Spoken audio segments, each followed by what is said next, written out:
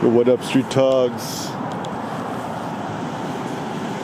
Street gods, street vlogs, OG togs, Verkim House. Alright, some thoughts. Shout out to the Apple Films team. Just watched a little bit of the Napoleon and enjoyed it very well. So, some thoughts.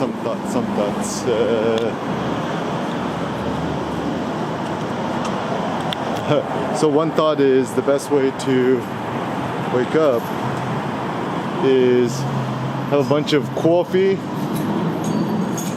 Make the coffee the night before. Just use a Clever Dripper is what I use. Make it nice and strong. Gluk, gluk. And then the first thing you gotta do is just get your ass outside the house, put on a jacket or whatever's. It seems like the secret is having a shirt that's button up, so you could just kind of button it real quick and button off if you want, right? And then go directly in the sun and just go on a walk. So that's the intelligence of physiology and entrepreneurship. And yeah, I think my personal theory is the more sun exposure you get, the better and happier you'll be. Anytime we spend in the shade is not good. Oh yeah, sun's coming out. My personal life goal is never want to miss a moment which I don't have sun exposure. So when in doubt, take your shirt off. Take your shirt off. Take your vest off, right? And actually, I wonder if I'm the first to ever done this, right? Flex in front of the Apple logos, right? Alright, sun's up, time to cross the street. Yeah, so it's interesting because I think Jack Dorsey, Twitter guy, now he's the head of block.xyz. He calls himself the head quote blockhead, and the funny theory that he has is I think every day he walks like 2 hours a day. Like last time I checked, like he's living in SF. I guess he's not at Twitter no more, but I think his workflow used to be he would wake up and then he would just walk to the office, which is like an hour walk one way and an hour walk back. And it's looks like they didn't update this. So this is a problem with these things, right? Look, Ivy Station. This place used to be called Edda, right? See that? Now it's called Prima Donna because I guess Edda wasn't paying their rent or something like that. Little Birdie told me. Yeah, actually, and then as a consequence. Yeah, sun's up. And as a consequence,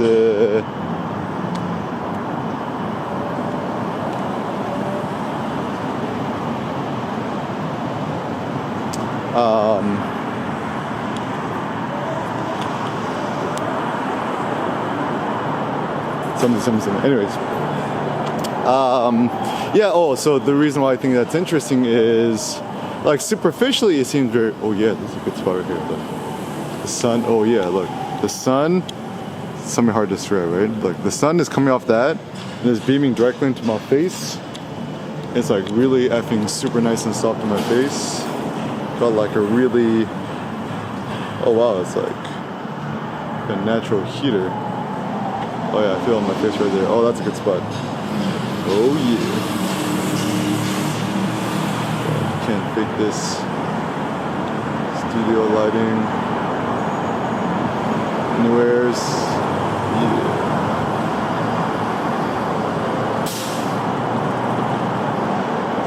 Good. Alright, anyways. Gotta keep it moving.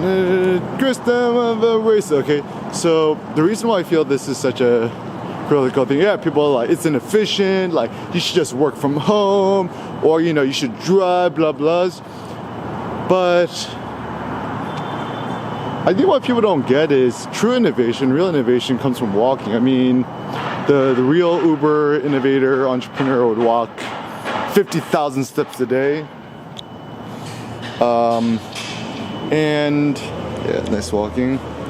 And I have this theory that some sort of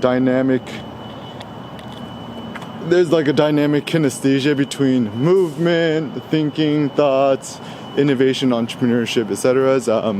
Even our best friend Nietzsche was like, trust no thought that doesn't come to you while walking outdoors and outside.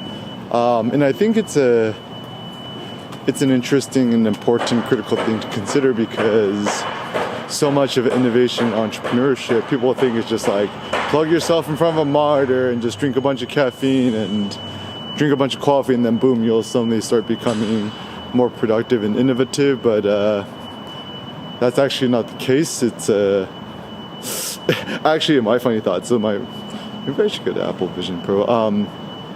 So have like a vision, right? It's just like maybe like a real innovator or entrepreneur would be like somebody who is essentially like wired to it, that has an Apple Vision Pro on, right? And the whole day is essentially just like, the problem with these, like, okay, so this is Warner Bros. Discovery Plaza here at the Ivy Stage, but all this right here is all shade. Nobody likes the shade.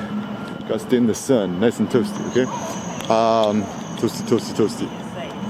Oh yeah, now shout out to the Warner Brothers Discovery team, super duper friendlies.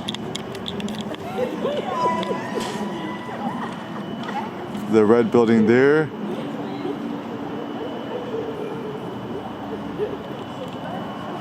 Super duper nice. Even one of the security guards gave my son a tour yesterday.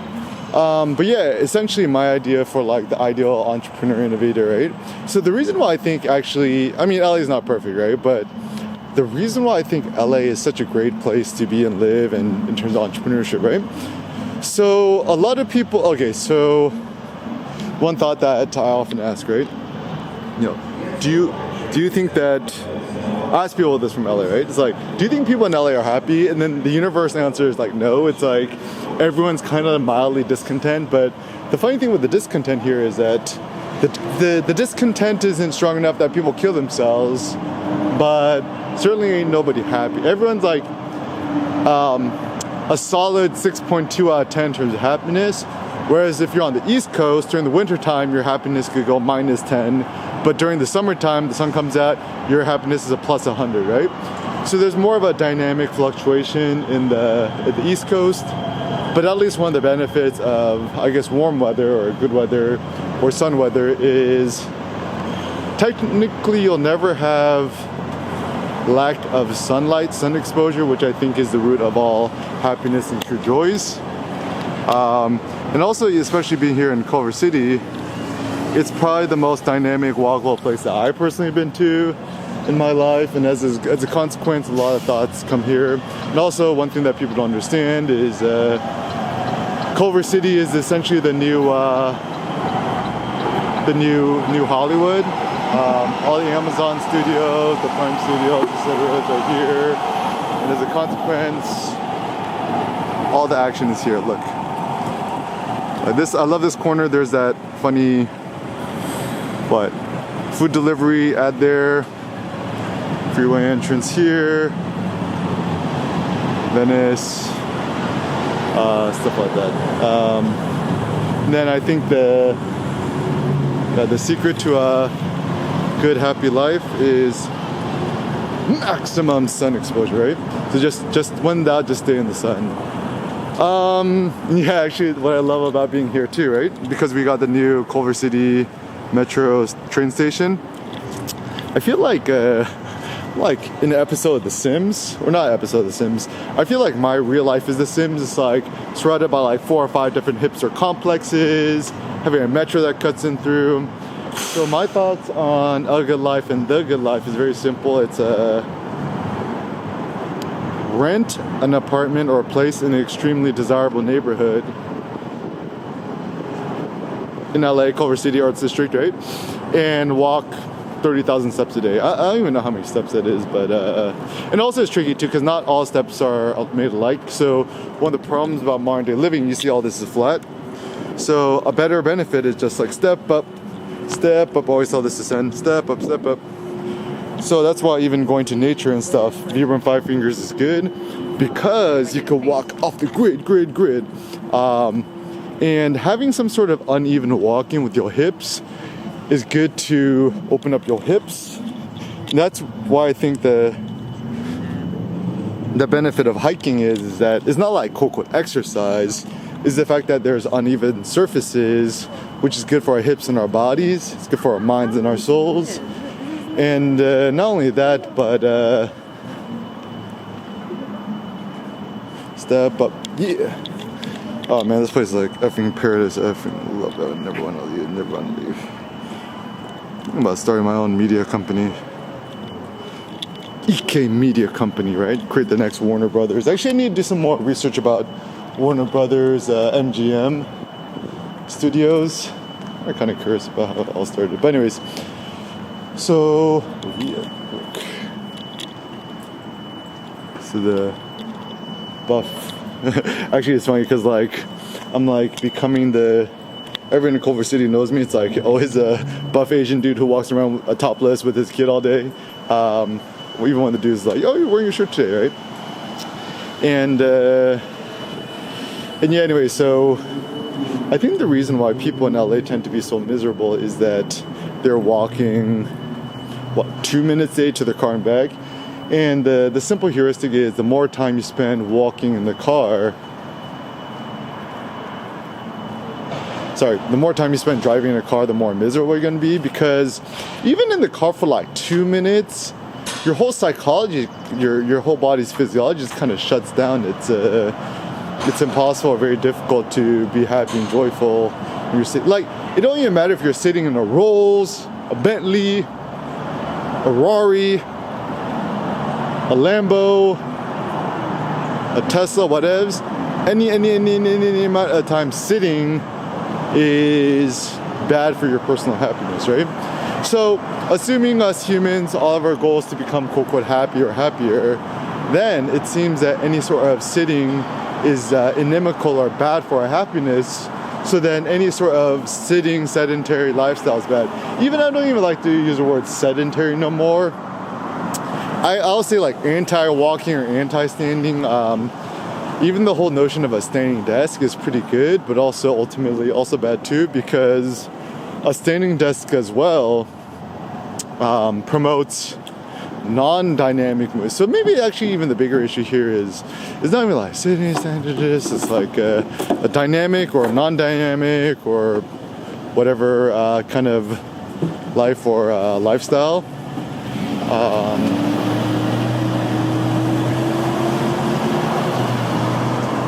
Yeah, and so then the question is, yeah. So anyways, Apple just get Kim to be your next Vision Pro test boy. Just email me, eric@erickim.com. So one of the visions I have for all this Vision Pro, right? Like you have a Vision Pro and you walk and you're computing, right?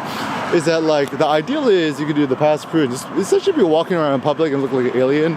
I think honestly the bigger or the biggest issue that people have about the Vision Pro and wearing it in public is going to be kind of like a street photography sociological thing. If anything, I should do a workshop on like how to have to conquer your fears of wearing an Apple Vision Pro in public. Could be a funny workshop. I don't know, because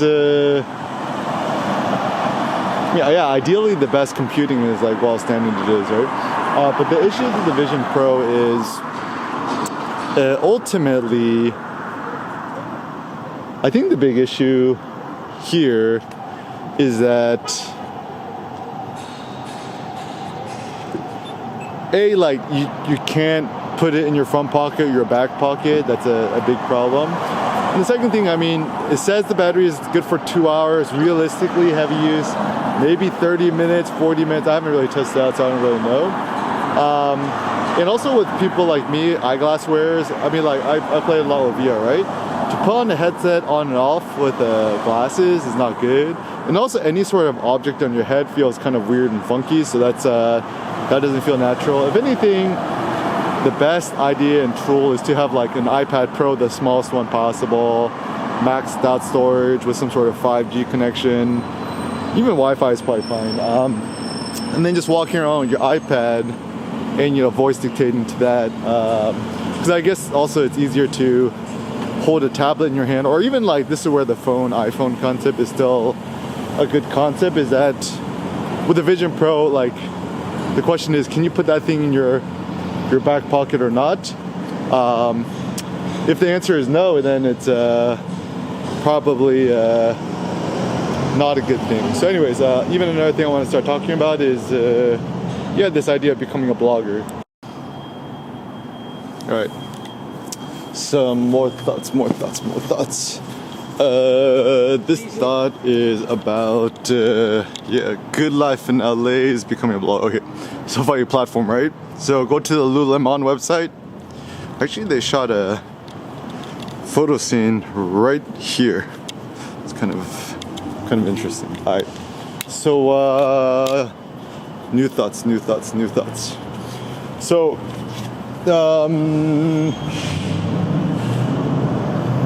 the first thought I have, got some light. Good morning. So the first thought I have is, all right, we gotta take it back to the old school. So, do you remember when bloggers used to run the planet? Gotta make it back, right? So, blogging, bloggity, blog. So, shout out to my friend Chris A.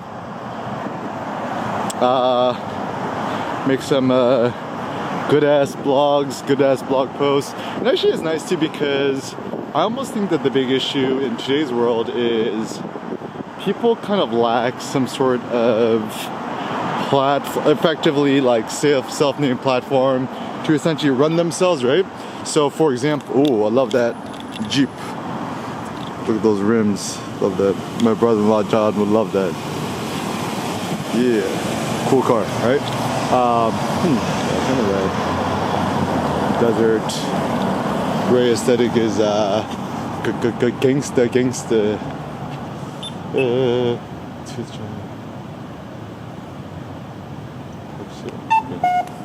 Yeah, I guess I'm happy that I'm in a position where I got everything I need.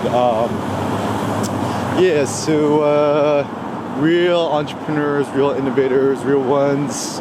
With aesthetic, ASCETIC, like ascesis. Life is all about training. You're gonna become more hardcore. Become the wolf. Pajama dog, roof. And then people ask like, what is the secret to become more manly? First, take your shirt off. Secondly, more hardcore weightlifting. I think that every real man needs and deserves a Texas power squat bar. Texas strong, baby. Real men are from Texas. I mean, even like Elon Musk, he moved Tesla to Texas. What, does he live in Austin now, I guess, right? So it's that's saying something, right? So yeah, it is. Okay, so I think I figured it out. I saw some people walking, right? So this 8777 Washington Boulevard, I think it's the head of Apple Films. Now that Apple's in bed with Sony Pictures Entertainment, you know, the company from Japan, the same ones that make our cameras and stuff like that. And also I checked out that new Sony Honda Afeela car concept was sent yesterday. I thought it was super cool. It's like PlayStation, augmented reality, etc. So it looks like the future is going to be some sort of like kind of hybrid mesh. What's up, D-Money? How's it dancing? Alright, well, this is something cool.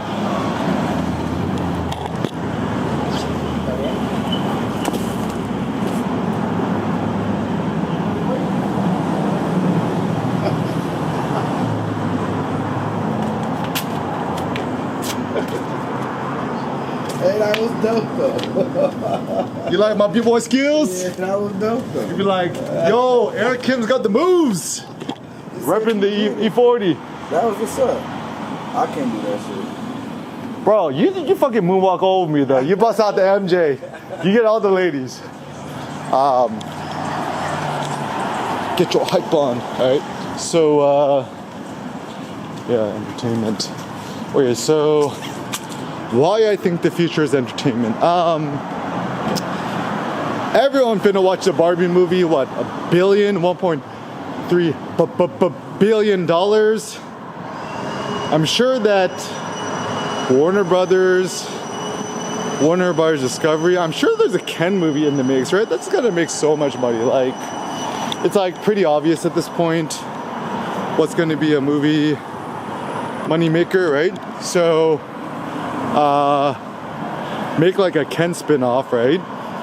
Because anything that has to do with like toxic masculinity or the patriarchy or blah blahs, any sort of like societal commentary critique actually makes for good movies. So even the movie Matrix, I think also Warner Brothers funded the Matrix. I think huge hit, right? Like Warner Brothers, like Apple, you gotta learn something from Warner Brothers. Warner Brothers know how to produce and fund good movies. So essentially, it seems like the secret to a good movie or a good film, there needs to be like a strong solo protagonist. There needs to be some sort of hero's journey. I mean, read the old school stuff like the Enkidu, you know, anti-hero, Achilles kind of thing. Even the movie Deadpool was such a big hit because Deadpool was interesting because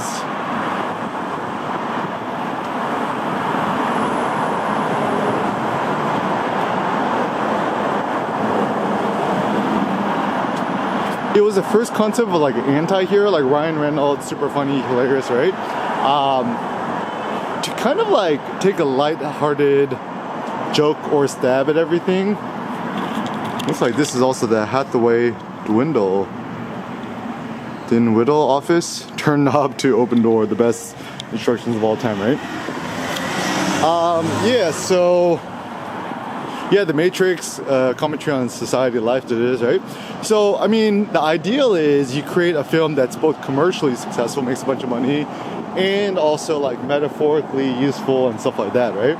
And it's a hard combination, but I mean, it's obvious. Like, for example, Apple put out that new Argyle movie. Like, first of all, nobody knows what the word Argyle means. B, nobody knows how to spell it. C, it looks, you know, boring. You couldn't pay me money to watch it. And also, I think the issue with the new Napoleon movie with, even though Ridley Scott directed it, who's like a genius,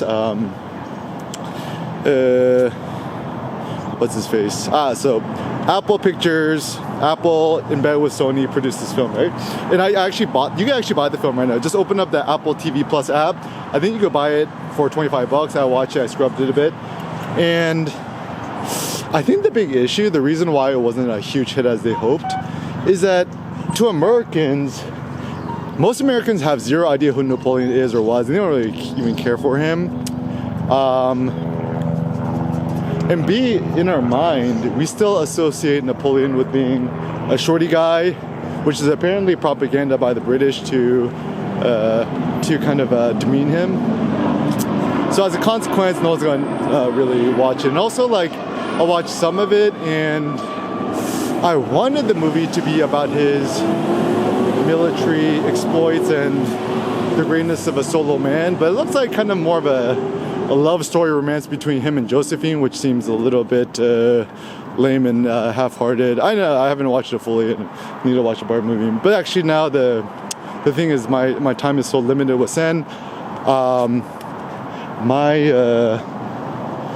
Essentially my tolerance or what I want to do, what I don't want to do, it's so limited. Essentially I'm not going to do nothing that I don't find insanely critical to myself, my well-being, etc. Or to my thoughts or my thinking. So yeah, it's a good heuristic. So yeah, I think media philosophy is probably going to be the future. Focus on the philosophical, the meaningful, and I think you'll hit gold.